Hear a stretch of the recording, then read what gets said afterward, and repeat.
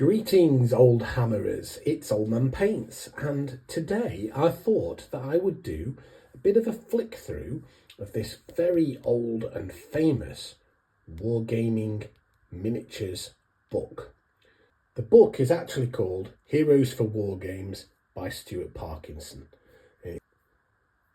Painting and collecting miniature figures for role-playing games. Now, I've been planning to do this flip through for some time now. And then just last week, I was listening to the Crown of Command podcast, which is a very good Oldhammer themed podcast. And one of the guests on there was a chap called Stompy. And Stompy was saying that he was going to do a flip through of this book. And I thought, well, that's just typical, isn't it?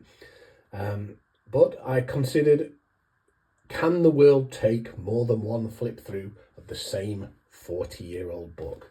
And my feeling is, why not? Why the hell not? So, without further ado, let's take a look. I'll just start with mentioning the cover here.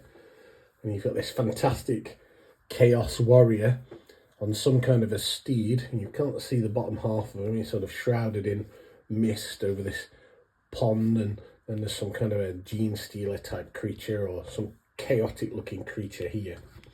Now, the graphics on the front, the front cover is Melvin Grant, I think, and he is, if you're a rock music enthusiast, you'll recognise his work from, I think he did one of the Iron Maiden covers for one of the live albums. And I think that I've got a strong feeling, now don't quote me on this, but you can check it, but I've got a strong feeling he did the artwork for a band called Molly Hatchet. And I've no idea where I'm getting that from, but it's just a really strong feeling that I remember Melvin Grant doing the work for that. But Melvin, if you're familiar with fantasy art, Melvin's work is everywhere. If you take a look.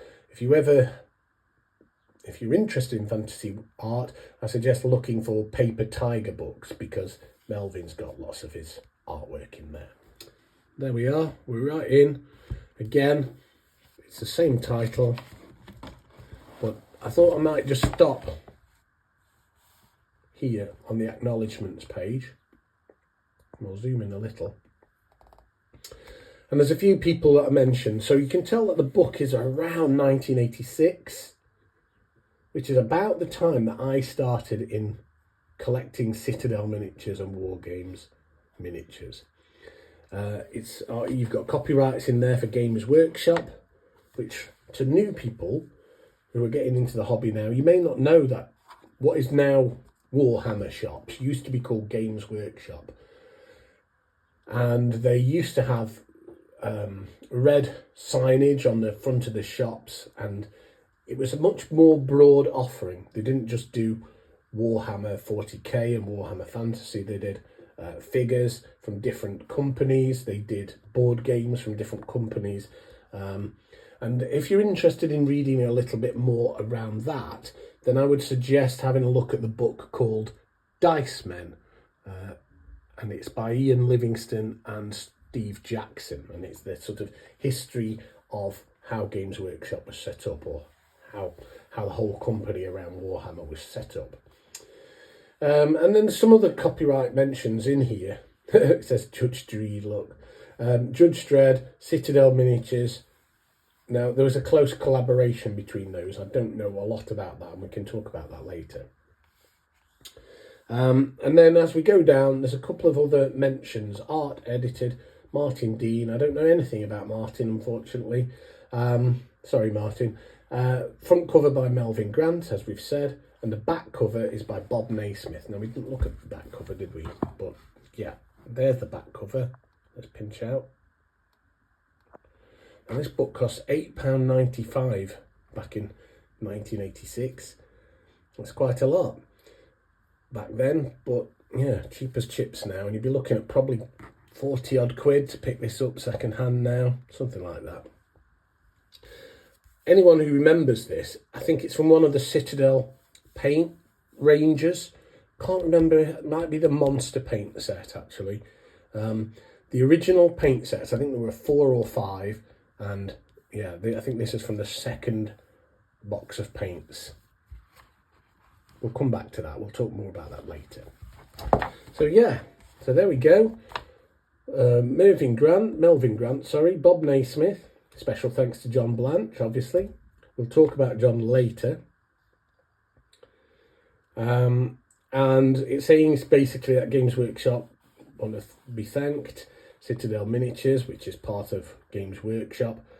It's one of those situations where Citadel Miniatures was set up as a separate company under the Games Workshop umbrella. You know, just in case companies go bust. Basically, they can't take every asset. The government can't take every asset if a company goes bust. That's how you do it. And in particular, Brian Ansell. Now, we might mention Brian later. Brian was the founder of a few companies, actually, but he's highly instrumental in the founding of Games Workshop, Warhammer, Citadel Miniatures, Asgard Miniatures, as well as lots of other things.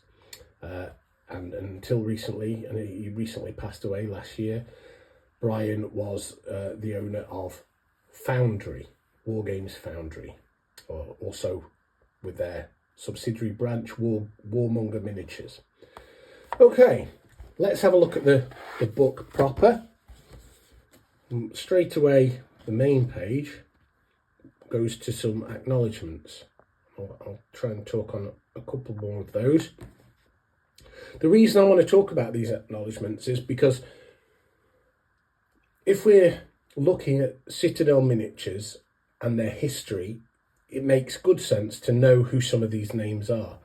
It's too easy to just flick through a book and see these names and think, yeah, just people from the past. But actually, so many of these people who are listed here are still operational, still involved in war games and art, making figures, drawing, sculpting, etc. So I just want to skim over them for people who are perhaps new to the hobby and don't know about Oldhammer and don't know the provenance, shall we say, of the hobby.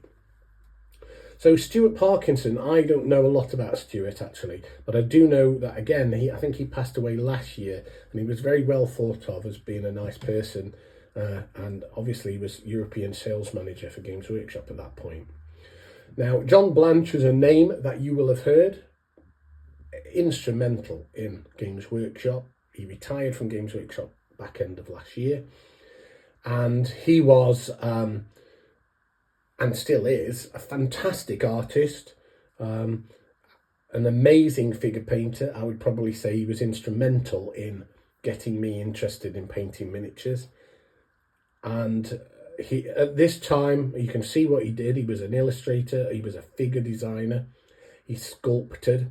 He was very famous actually for making amazing conversions of miniatures, you know, cutting up different miniatures and milliputting them together to make a different miniature. And he used to paint, back in the day, he used to paint with a very hard enamel paint, and he used to gloss varnish them, and they just had a fantastic and very different look to anything you'll see today.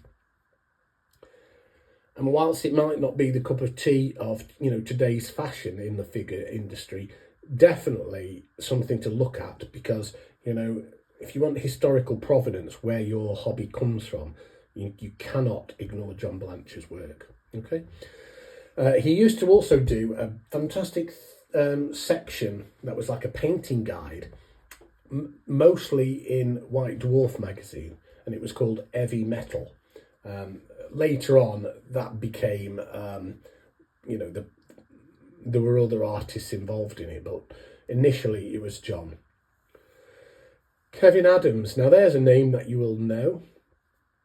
Kev is very famously known as the Goblin Master, and he is renowned for sculpting many figures for Games Workshop, but mostly orcs and goblins. Now, Kev sculpted beastmen, he sculpted dwarves, chaos dwarves, etc., but he's most well known for his orcs and goblins.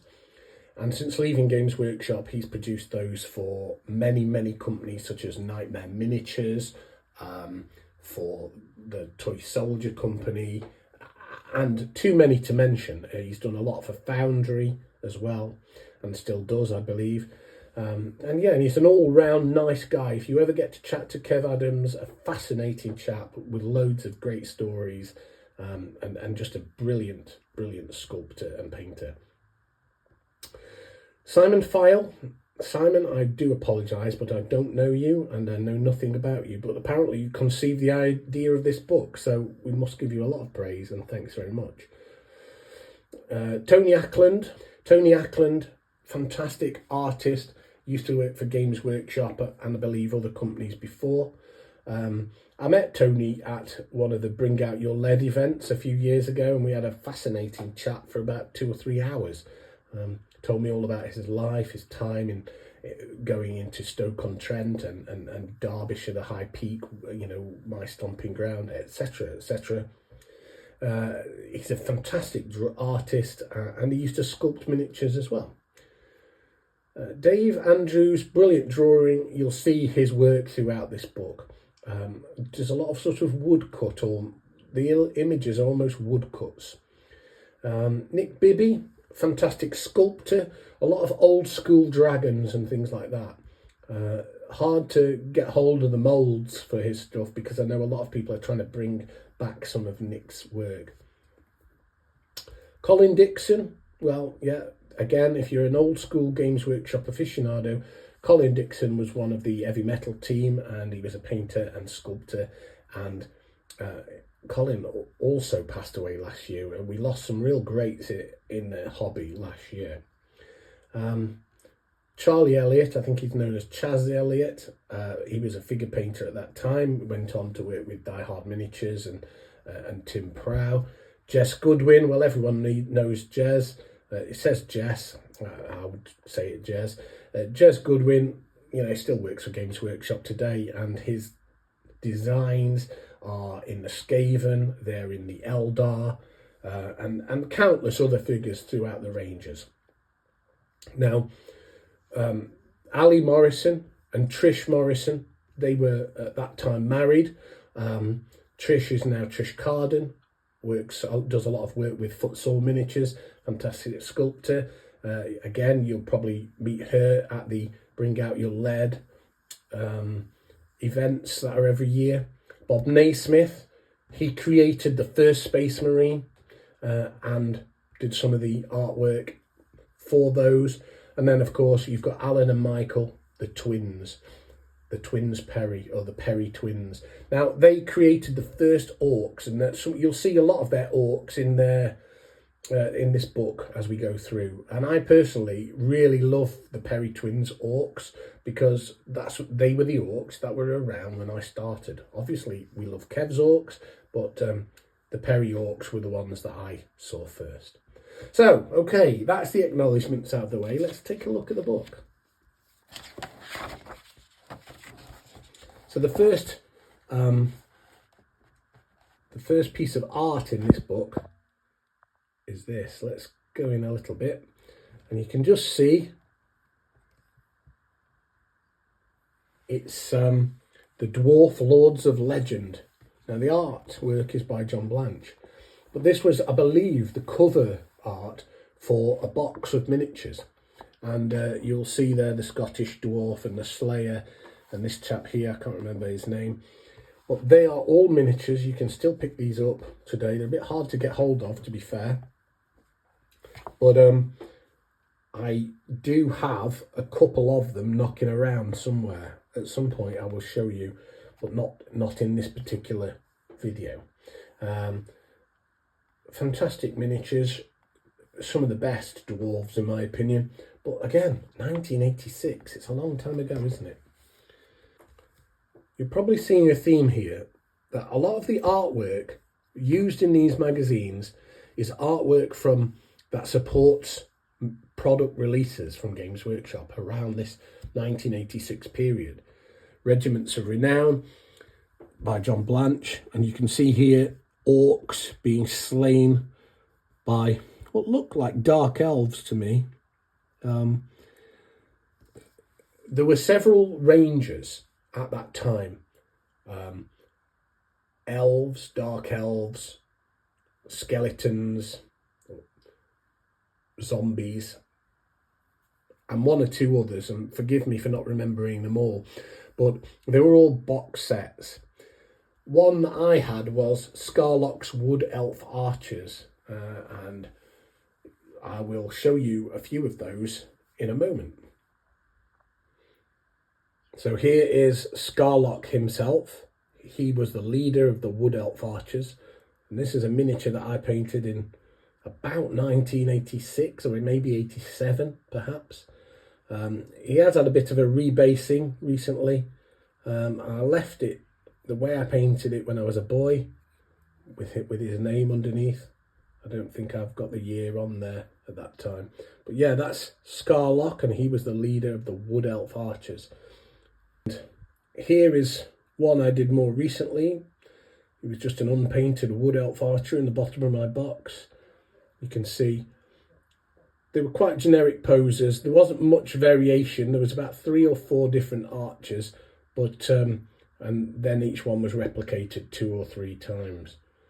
Tried to paint it goblin green to just go with the times, but I don't personally love those goblin green bases. Again, that's a 1986 paint job. You can see the base is a little bit more simplistic, and it's getting chipped because of the length of time, and it seems I never ever got round to painting the shield. Here is the Wood Elf Archer Champion, and you can perhaps see his tattoos, which were done with a very fine marker. I just enjoyed doing those. I still remember doing them today. But again, 1986 paint job, so bit hacked, bit bashed, but there you go. And these were part of a Regiments of Renown box.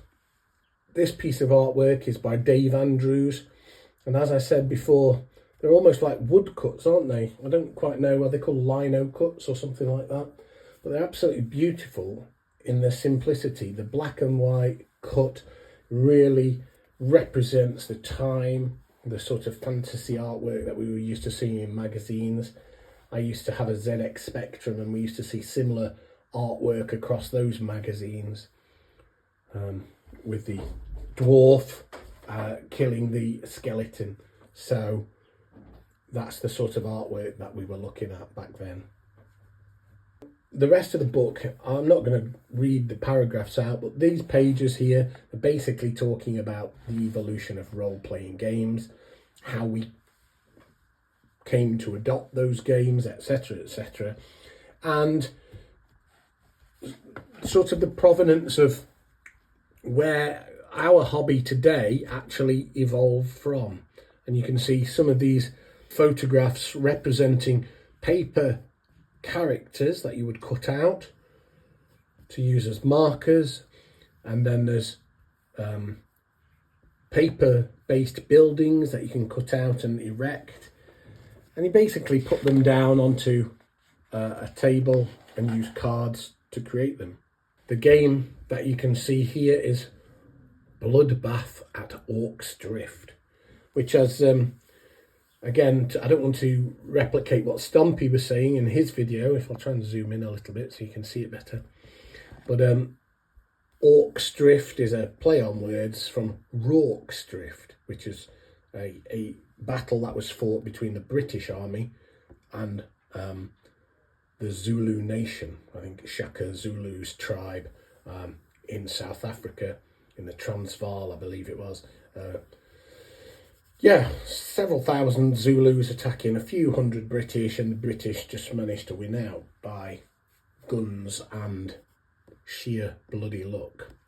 You're going to notice, and again, to mention just what Stompy was saying, that the style of figure painting has changed somewhat since the 1980s, and you can really see that. It's much more plain, it's much darker generally, perhaps a little bit more grimdark, you could say. But you've got to remember that these guys were using enamel paints to paint these. There was very little use of acrylics in these days, Some people were using them, but there was very little use of it. And you can tell if you look at some figure today that you look on Instagram, how much the job has evolved, you know. But I will say, and I'll try to zoom in a little, I'll bring that closer actually. These are not bad paint jobs, you know.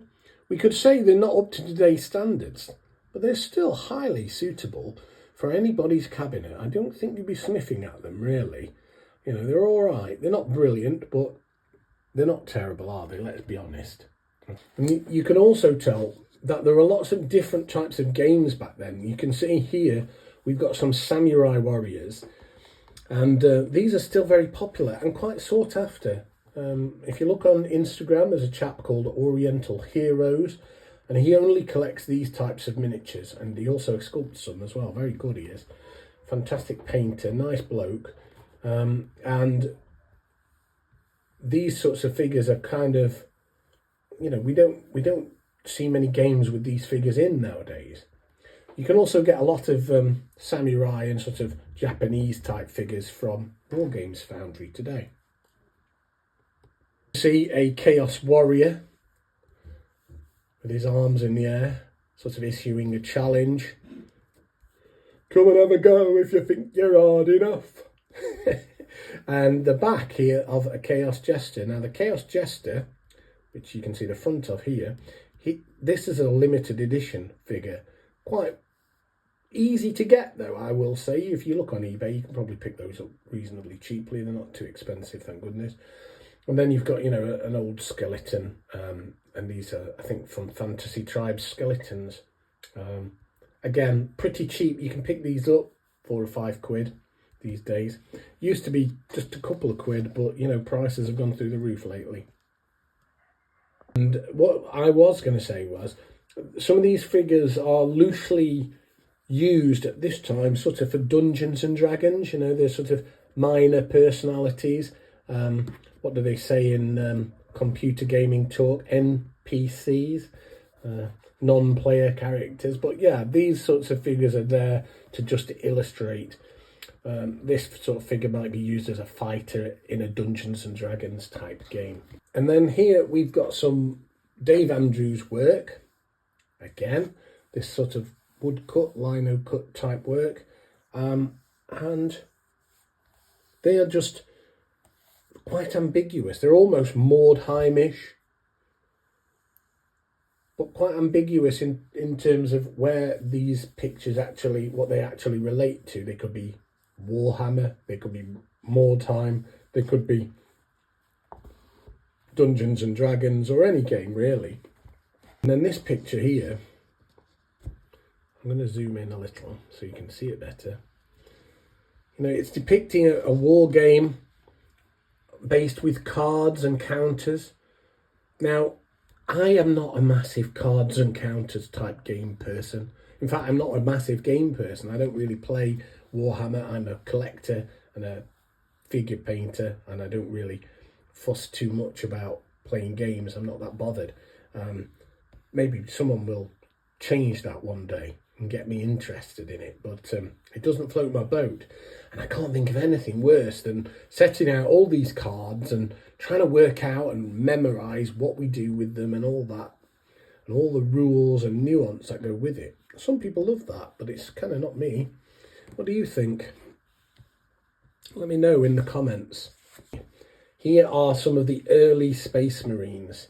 See how they're painted, just with silver and red, and there's almost no format really to the chapters or anything like that. They're just painted as space soldiers. Now these figures were sculpted by Bob Naismith. This one's one of the early ones.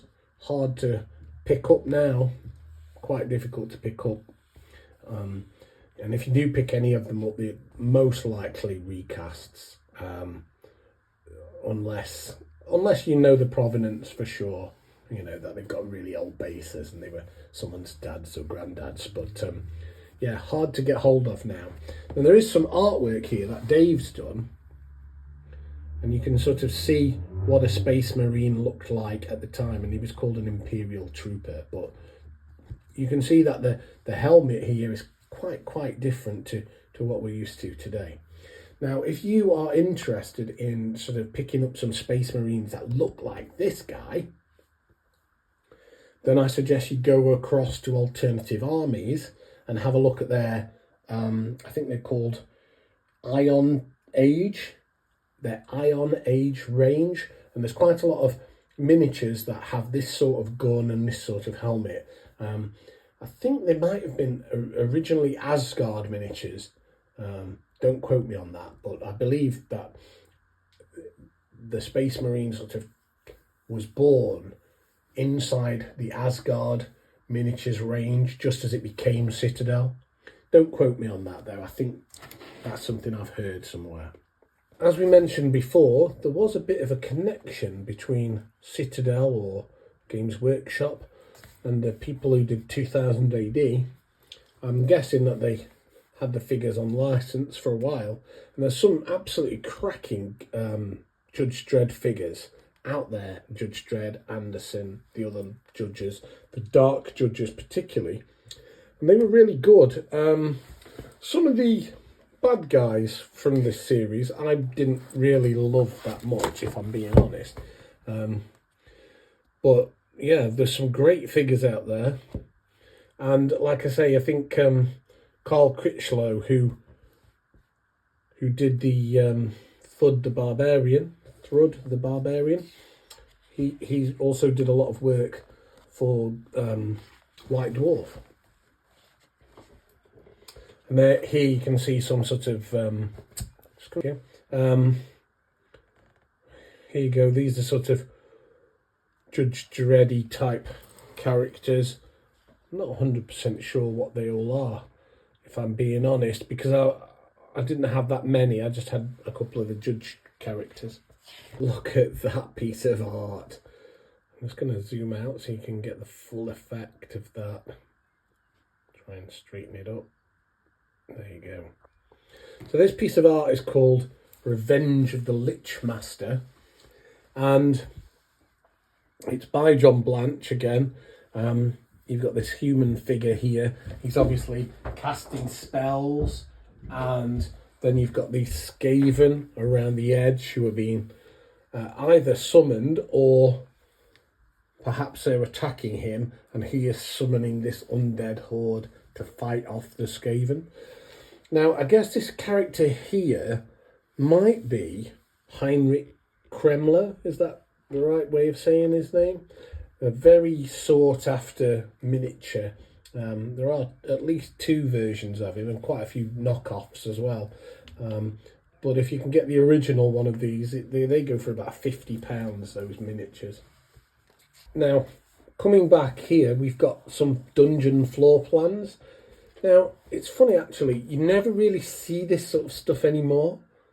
Perhaps I just move in the wrong circles, but I've never really come across anybody who's got these on a table and are playing like this.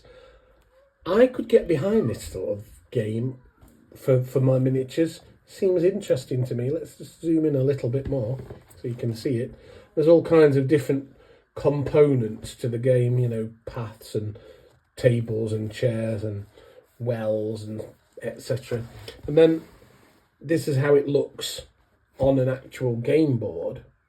If we zoom out a little bit, you can see, and they've got the figures in place there. Now I reckon that could be quite good fun. You know, you start in one place and you move along, and then there's some rules and there's a monster in one room and you have to defeat it. I think that could be quite good fun. That's the sort of game I could get behind, I reckon.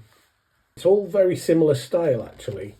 This Chaos Knight by Dave Andrews. Let's see if we can zoom in on these pieces. Chaos Knight. It's not really my favourite type of work, but again, it sort of supports the products. And then we've got these Chronicle Orcs by Tony Ackland. Now, if any of you have ever seen Chronicle Orcs, they were a very early Citadel Orc type. And I think they were sculpted by a chap called Nick Lund. Now, they were kind of ugly, kind of brutish, a bit thick in their sculpture. They've got a certain charm, but they're an acquired taste. I think I have one to show you if you'll bear with me. Okay, so here is a Chronicle Orc. As you can see, they're kind of blunt in the features. And these are really old. They were pre-slaughter figures. As you can see, this has just got a clay base that I'd made a long time ago. And he sort of fits this guy at the back there, the similar sort of style helmet. They also had goblins and boar riders, and as you can see, here's another Chronicle Orc riding a wolf in this instance. So now moving on to the other images here, you've got Psychostyrene Dwarves by John Blanche, and also you have another one by John Blanche here, and this is Drastic Plastic Orcs. Now obviously the images are just, they could be used in any way, typical fantasy images, but these actually again represent product releases. Drastic Plastic Orcs were the first proper plastic orcs, if I'm correct, and the Psychostyrene Dwarves were very similar. I don't have any Psychostyrene Dwarves. A quick search on eBay will show you what they look like. I did at one time have a Drastic Plastic Orc. Not sure what's happened to it. I hope you don't mind me indulging you with some of my old figures.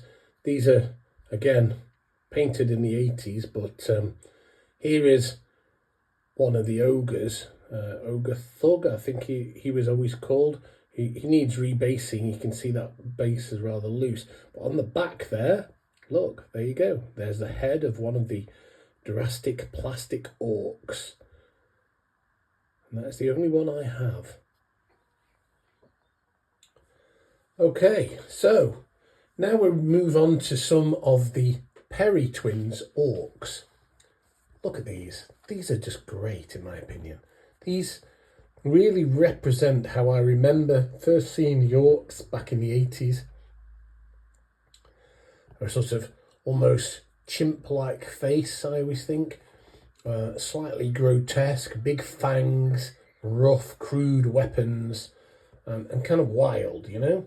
I like those a lot. Now these, I don't know about that one, but this one is a Lord of the Rings Uruk-hai. It's been mixed in there, and perhaps these as well. These might be the same, but certainly all sculpted by the Perry twins, I believe.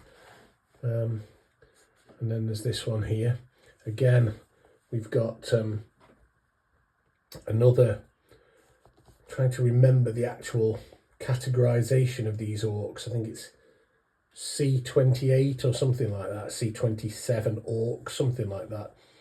And then there's a bit of freehand banner work going on there with what looks like a giant's hand. Obviously, Margaret Thatcher was still the PM in the 80s, so I guess a perfect idol for a savage orc. And here we have some more. I believe this top fellow here was, this bottom fellow here rather, he was, I think, one of the Brothers Grimm, one of two orcs. There's one much bigger, heavily armoured, big axe, big helmet. And then this one is one I do own. And I've got a couple of those ones I've just shown you as well. Pretty great orcs in my opinion.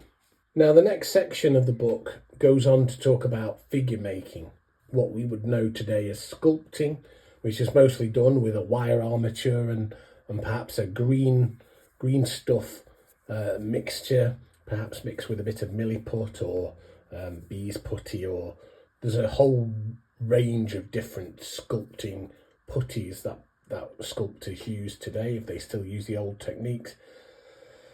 And it's basically making how the figures are made. And I think this chap here might be Jess Goodwin. Not quite sure. No, it's Ali Morrison apparently, working on a range of creatures. And the way that these sort of images were put together, these figures, a sort of almost arcane set of drawings, almost loosely reminiscent of Leonardo's scribblings or medieval artwork of how the knights may have looked. A Chaos Wizard here and one or two other types of figures. And then it goes on to show some of the different desks of the different figure designers. That one looks well used. This one a little bit neater here. Like this one's more my cup of tea personally. I don't like it when it gets like this. And there's the great Tony Ackland taking a break whilst he's creating some fantasy artwork. You can see Bob Naismith. Now, as much as I love Bob's work, and he's a great digital sculptor today, as well as being able to make these old school things, Bob, your desk, it's a disgrace to humanity. Seriously, how can you work like that, man? I cannot work like that. Oh, it's horrible. Page 46 shows us some more drawings of workings out, and these are the Slan, which are sort of futuristic frog men from space who sort of rule over the Amazonian country of Lustria. And they take human slaves as their workers. Some fantastic figures here. These frogmen with their blow darts are just sort of Amazonian style, and all the imagery, the headdresses and the staffs are slightly Aztec or Inca-ish. Really, I've always liked the Slan. A lot of people not too keen, but those figures are rare now, and for some reason quite expensive if you try to pick them up second hand. You know, you're looking at £9 for a basic figure, and anywhere up to 20 for some of the more characterful ones. My advice would be to pick up a proxy. You know, there are lots of companies in the Oldhammer figure making business. People like Die Hard Miniatures, run by Tim Prow, or Sata Art Studio, run by Drew Day Williams, and they make fantastic proxy figures of these sorts of things. I'll show you a couple of proxy figures. Look, there you go. These are called Erukin, and these are by Die Hard Miniatures. This one's a slightly sci-fi one, sort of a sci-fi Slan type proxy. And here's another one. He's in a swamp. Not sci-fi, but more fantasy this time. And again, yeah, frogman with a blowpipe, barrels drilled. Just looking at a bit more artwork here. These are armoured orcs, and these were part of the I think C26 orcs, if I remember rightly.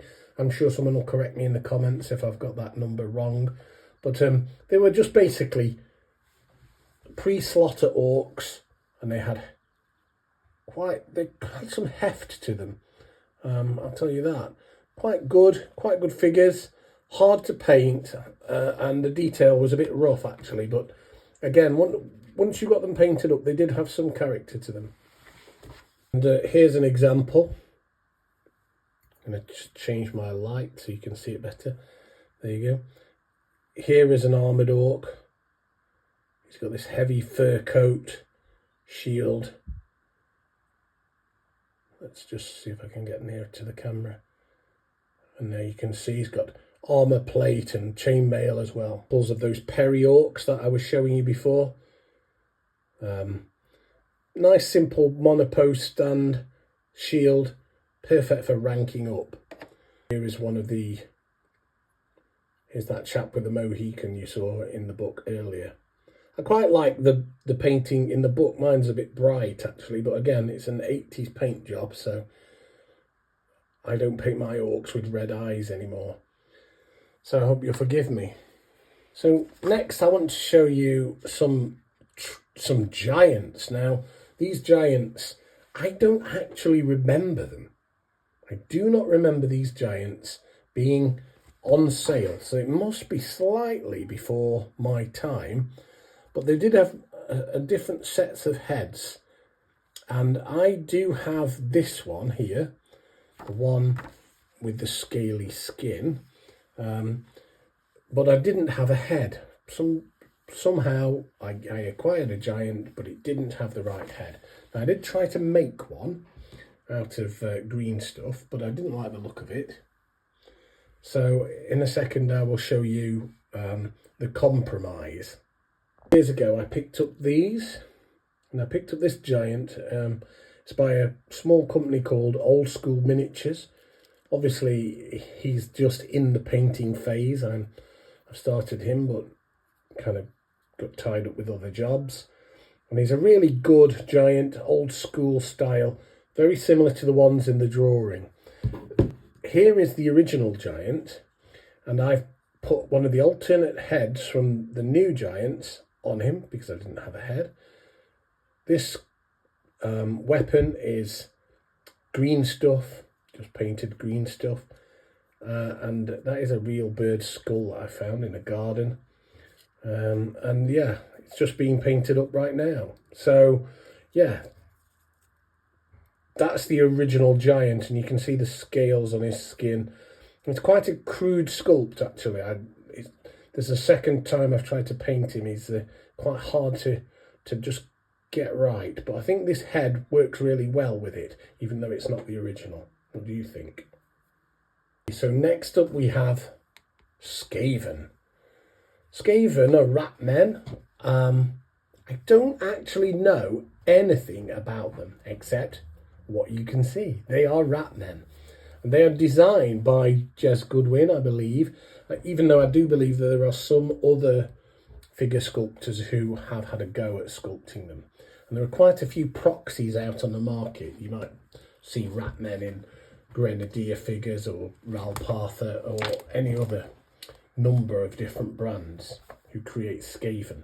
But I always thought they were really characterful creatures, you know, sneaky assassin types, gutter dwelling, scruffy, hooded, mysterious cutthroats. I like that. Must say something about my personality. And I particularly like these ones here. Look, they've got some kind of a I don't know what it is actually, a pox thrower or something like that. It's like a flamethrower. It's supposed to be connected to this barrel that's got this goop in it, and you know, they go around throwing that out into the battle. Really fantastic figures, beautifully designed, beautifully sculpted, and I still love these figures to this day. And I've got quite a few Skaven in my collection. Not a huge amount, but quite a few. So I like to intersperse these videos with just showing you a few miniatures from my collection.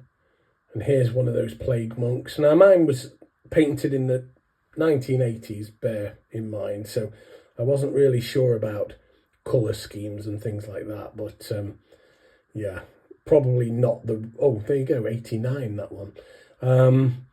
Not quite the right colour scheme, but still, I still think these are fantastic figures, and it doesn't matter how they're painted, they look really great. Another one, again, quite a bright colour scheme, but yeah, painted by a young Phil.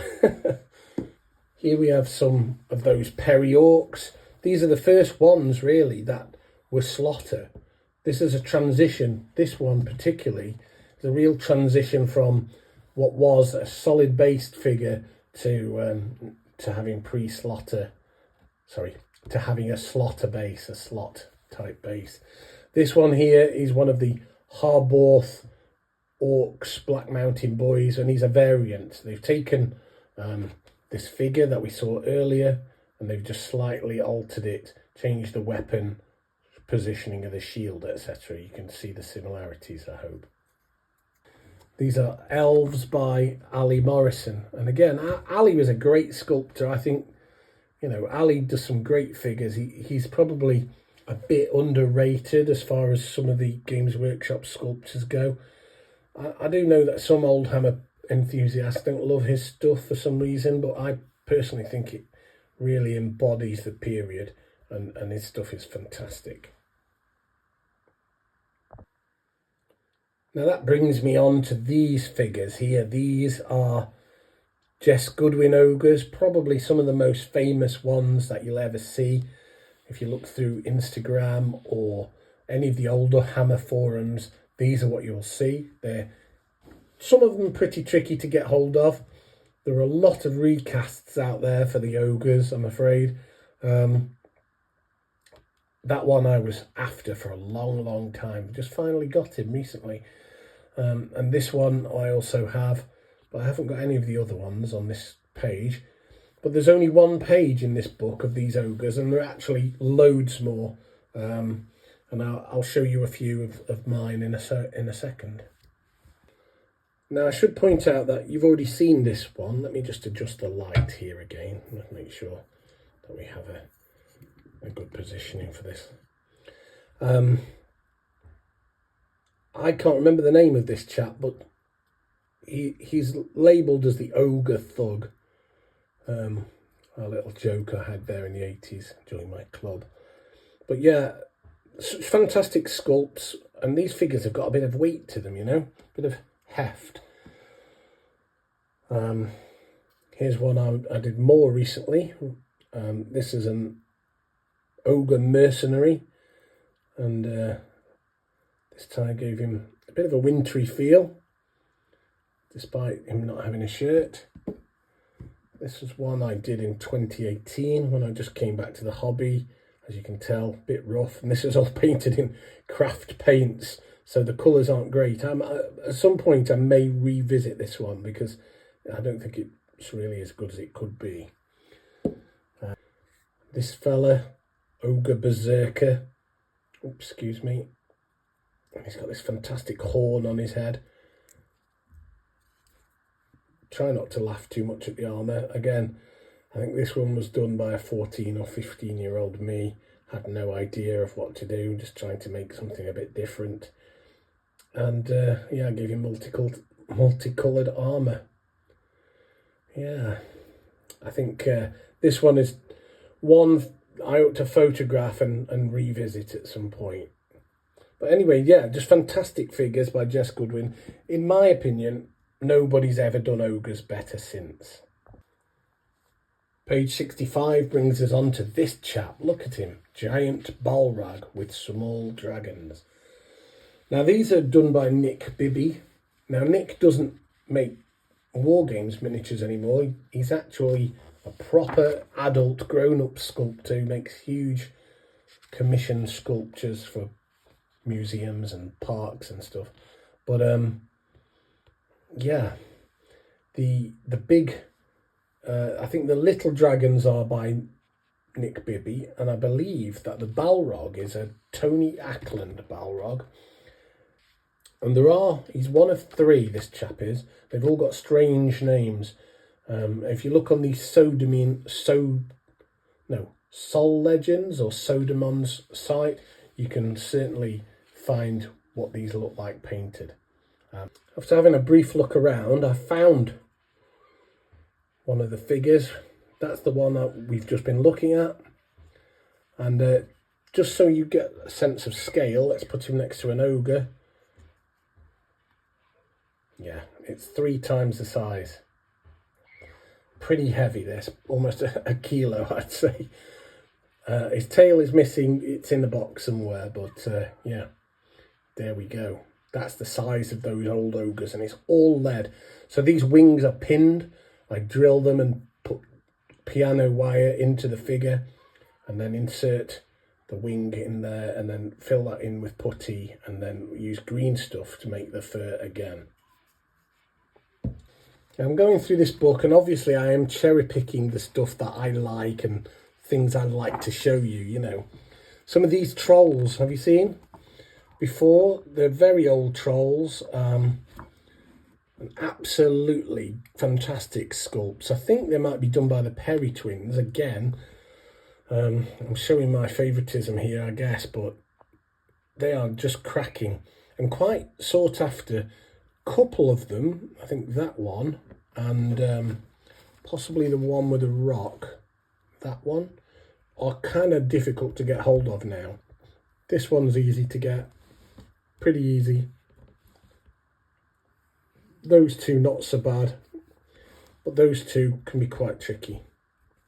But again, fantastic figures, and they still look good painted up, even though they're, you know, solid base figures. They still look good, in my opinion. I'll show you a couple of versions and see what you think. Trolls. And again, I think this is it's the sculpt that makes it. These figures almost paint themselves, you know, they're really easy to paint. Barely any colours on them, colour variation. And yeah, look, the earrings, the tusks, you know, the fingernails, the detail, the scars, they're just fantastic models. Here's one of those rarer ones, but I don't like this figure really. It's quite a difficult figure to paint, very difficult to position. Yeah, not as good as the other one I just showed you. And there's a recently done troll. Took me a while to acquire this one, but again, it's the sculpt that makes it. Look at that, the detail, the craggy detail. I think Oldhammer figures just have something that the plastics do not offer. You know, some of you watching this may disagree with me, but Oldhammer all the way for me. Now this figure here is the Great Spined Dragon, and it features very heavily around the sort of late 80s.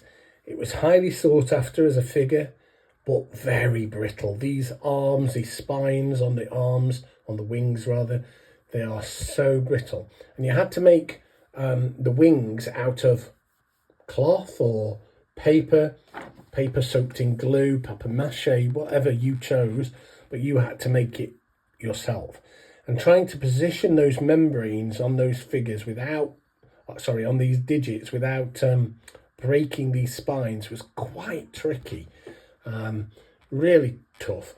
And also these plugs here, this is where you insert the arm into the body, and that was kind of tricky. You had to keep filing it to insert it. Now I could never afford one as a boy. As a grown man I do have one, but they were really hard to get hold of and quite a difficult paint job.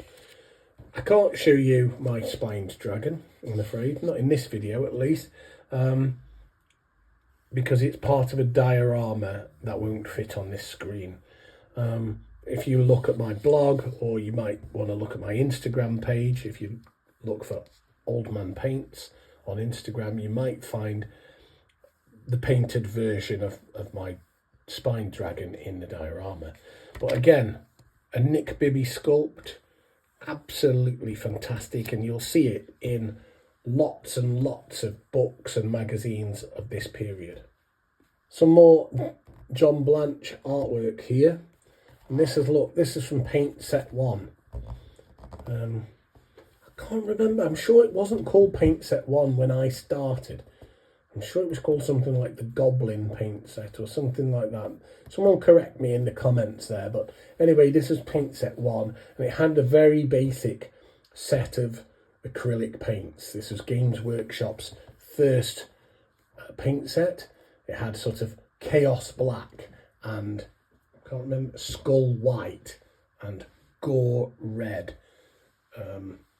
Sunburst Yellow. I think those were some of the main colours. I can't remember all of them. Goblin Green, Mithril Silver, something like that. Those were the colours that were in that paint set, and it was a great paint set, but it was one of those where you bought it and immediately you realise, oh, I'm going to need another paint set here because I don't have all the colours I need. When I first started painting these, I transitioned from Tamiya Wargames figures, and so I had lots of enamel paints which filled the gap. So when I didn't have the acrylics, I did have some enamels to fall back on, but thank God those days have gone. And then there's a whole section here on painting the figure. Now, back in the day, things were a bit more crude than they are today. There were no such thing as painting handles. Everyone had to hunch over like this. It was highly uncomfortable. And still, a lot of us still do it today like this, exactly like this. But hopefully we've moved on and have a more organised painting desk now, because that looks like a disaster waiting to happen with all those open pots there. So here are some fantastic figures. I really like these. Now, I don't know who sculpted them. It may be Kev Adams, you know. I've got a feeling that it might be Kev Adams. And these were zombies. And these are, again, another group of figures that just paint themselves. They're so easy to paint. Literally get it, undercoat it, wash it with black or whatever. And then dry brush it with a sort of white to suggest dust or dirt or whatever. Wash it a couple of times with brown or green or whatever colour you want to portray. And then just pick out a few red gory bits with reds and pinks, and Bob's your uncle. They're done. I love these. I've got some zombies. I won't show you right now. You can find them on my Instagram feed. But yeah, fantastic figures. And if you ever go to Warhammer World, you will find some fantastic examples of figures that John Blanche painted, as he's made a diorama. It's just as you go into the paid section, by your at knee height as well, so don't miss it. It's a huge diorama, probably about 3 feet long, and you would love it, I think. Next up we have some Chaos Dwarves. Now I believe these are Kev Adams Chaos Dwarves. You'll know Kev's work if you've seen any of the Games Workshop goblins from the sort of 90s onwards. That's all Kev Adams' stuff. And Kev does loads of work, as I've said before. Now, this one's quite an iconic Chaos Dwarf. You'll have seen him before. There's one or two proxies kicking about, recognising this one as well. Beastmen were quite popular in the 80s. Sort of chaos foot soldiers. It was later, quite a bit later, where the thugs came in and the warriors seemed to be more popular and take over from these sort of grunt type goat men and sheep men, etc.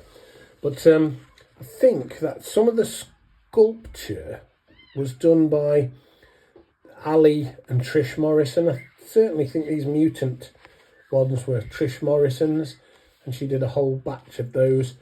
I think she's written quite a few blogs or articles, certainly on Facebook anyway, Facebook groups. Look on Trish's page. She's called Trish Carden now, not Trish Morrison anymore.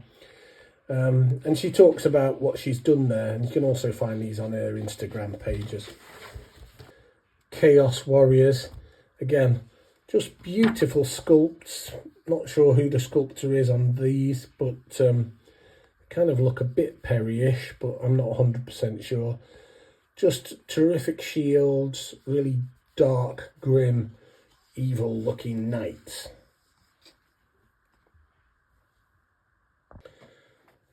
And then just flicking through this painted section, we've got some goblins. This is being labelled as a hobgoblin. Actually, he's one of the, I think he's an ogre champion, actually, from the second version of one of the regiments of renown. The name of that regiment of renown has escaped me. I cannot remember it for my life. I have some of those figures, but I just cannot remember what they're called. There's a group of ogres, and this is from the second edition of that group of ogres.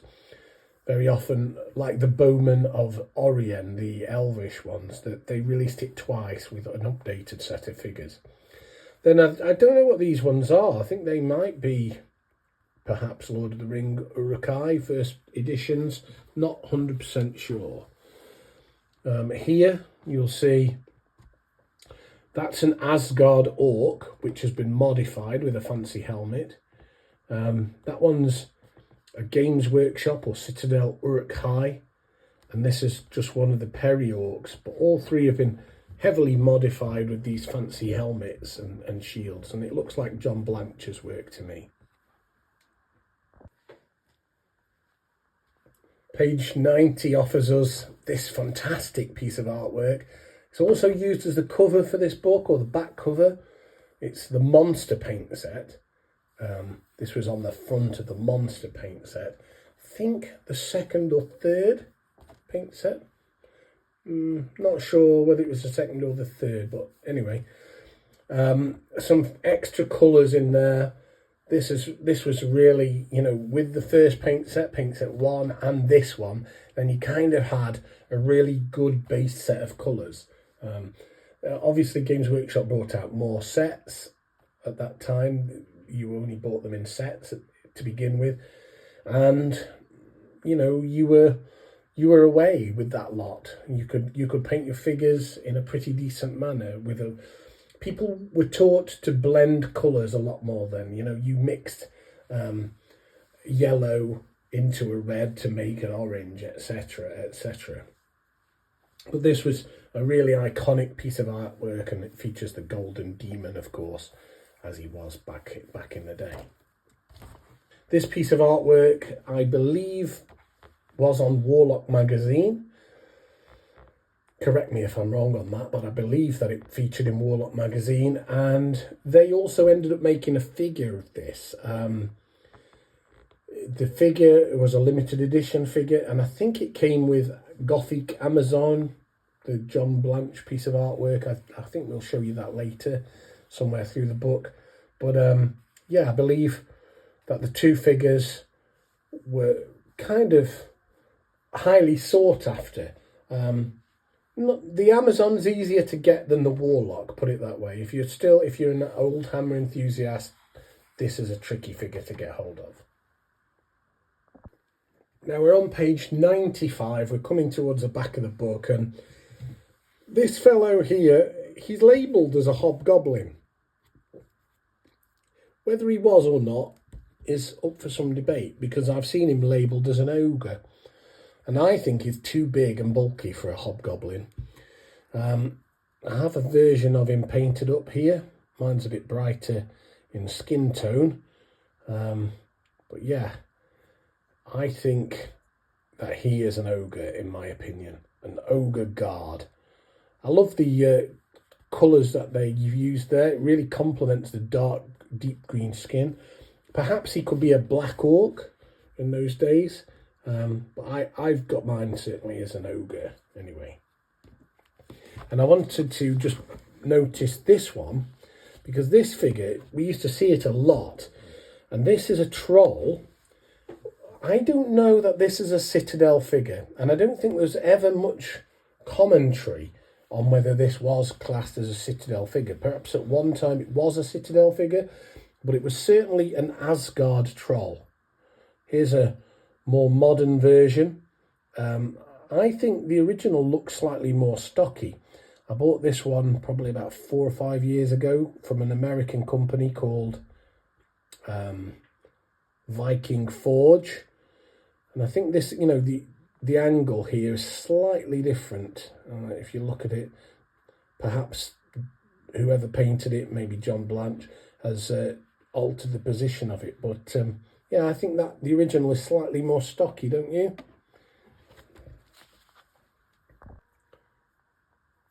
Now, we've come to page 102, and on 102, we're looking at dioramas. Again, for me, these dioramas are not true dioramas. These are just posed dioramas for the sake of being White Dwarf, to represent how you might put a diorama together. There's lots of Skaven. They've clearly just been placed on the board there. A load of flock and sand scattered, been put around the bases and swept over the slaughter bases, etc. And then these buildings are just cardboard buildings. To me, not a true diorama, but certainly useful for photographing for White Dwarf. And the same applies to the one on the opposite side. Again, there's some skeletons there, some undead horsemen. Let's try and zoom in. And they're attacking the town. And I think these chaps, oh yes, here we are. Undead cavalry join the disciples of the Red Redemption. Now, I can't tell you who the Red Redemption were, but they're sort of naughty monks. And they're sculpted by Tony Ackland, the chap who did that fantastic artwork that we were looking at earlier. But again, this diorama is just purely for the magazine, really. And you used to see these things in the early White Dwarfs, certainly in the editions that predated edition 100. Here we have one of those cavern type dioramas, sort of built in a drawer almost, with a bit of hollowed out polystyrene covered in plaster, and then the figures placed into it, and it's been dressed afterwards. These were really common in the 80s, and to show sort of dungeon busting adventures. Dwarves going in here fighting against undead, and an ogre up there, and probably a troll or something here. I can't quite see what that is. Let's have a zoom in, see if we can work out what it is. Nope, I still can't. But anyway, some kind of nasties, and then again we have the little dwarf there running in with his axe to save the day. These are fantastic retro snapshots of what we used to see in the old White Dwarf magazines all the time. And Colin Dixon and Mike McVeigh were quite au fait at putting these sorts of things together, and you would usually see their name against such dioramas.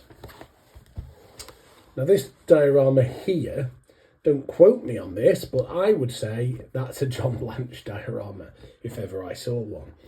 It's very similar to the undead one attacking the Dwarven Castle, which you'll see in the entrance of Warhammer World. I'd be very surprised if it wasn't John Blanche. May not be, but I think it is. And look at this one. This is called Great Spined Dragon. Apparently it was a prize-winning diorama, and it was done by Nick Bibby. So I guess they've used some kind of a plaster skull here, and then they've placed the dragon on the top, the Great Spined Dragon, and they've enhanced it somehow by putting more spines on the tail and on the head. A bit of creative artwork there with probably some wire and some bits of plants, I would have thought, by the look of it. Good, but by today's standards, you know, it looks kind of flat, doesn't it? It doesn't really pop. Today we've gone much more exaggerated in the colours and the contrasts, a lot more sort of hyperbole in the way that it's presented. Skulls were big in the 80s. Stompy alluded to that in his video of this book. And again, when you read through the book, it sort of tells you that this is a plaster model, and parts of this, were the staircase, etc., were all plaster and they needed to be sanded down. Today we would probably use some kind of SPF foam to create this whole backdrop and the steps, etc. I read with interest that they were saying, you know, that they had to clip off the slaughter parts of the miniature and glue the figures onto the diorama, which I thought was kind of a lot of work. These days you'd just use foam, you'd cut a slot where the slot was, push the figure in, and then use some kind of wood filler or something to cover and hide the slot, you know, with a bit of super glue probably.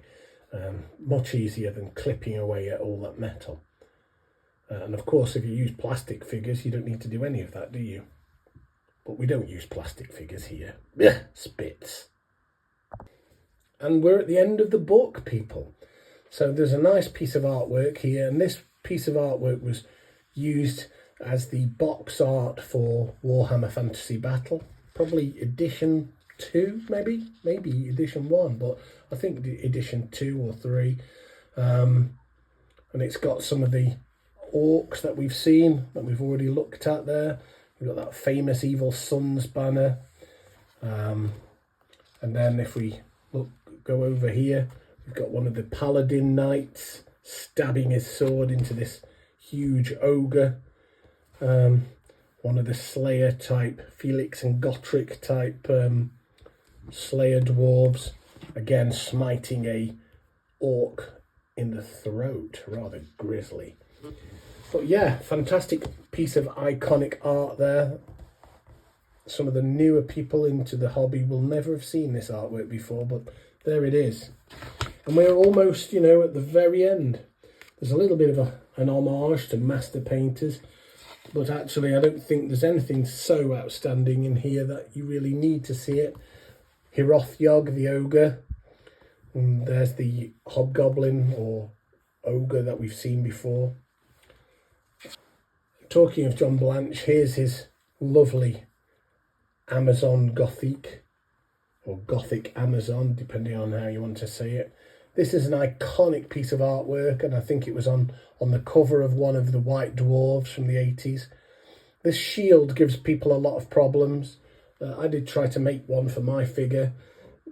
Mediocre job I managed, to be honest, but there are some fantastic efforts out there. If you just Google this figure, some beautiful renditions of it. I won't show you mine, it just doesn't really cut it.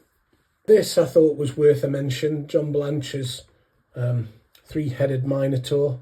Again, it's a conversion. He's used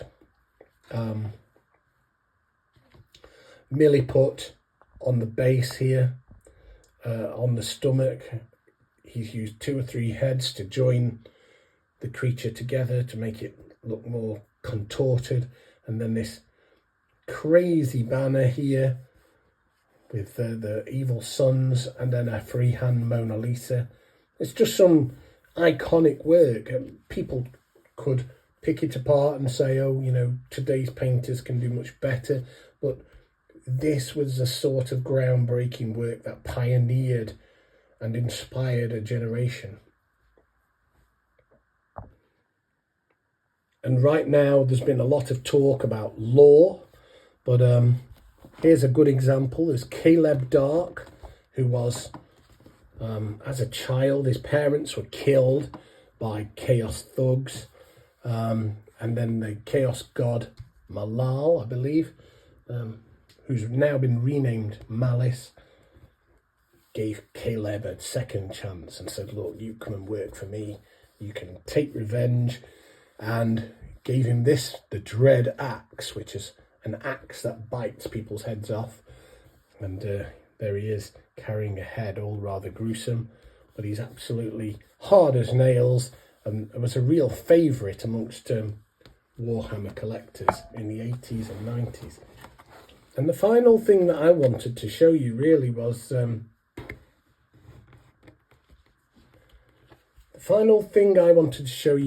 this in the back, Baleful Banners. And there's some really great examples of banners that you could use.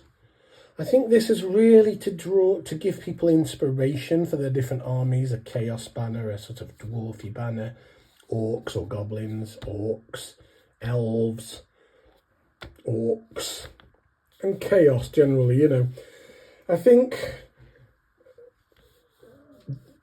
Games Workshop had a set of stickers, or what were they called, water slide transfers in those days. I don't know, they call them decals nowadays. And you used to put them on shields, but they really were very bright like this, and I didn't think at the time that they fitted very well with the figures. So I think if you were to copy these or trace them, as we used to do in the day, put some tracing paper over the top, draw them, and then make your own version of it, you probably would darken them up a bit. Just my opinion, but you'd be surprised at how many people have said, oh, Phil, will you scan me this and send it to me? Of course, I've never done that. That, people, was Heroes for Wargames, and I hope you really enjoyed my thoughts and hope you enjoyed seeing my figures. If you did, please like and subscribe, and go along to Instagram and follow my work there, you can probably follow my blog too. It's oldmanpaints.wordpress.com. Thanks for watching.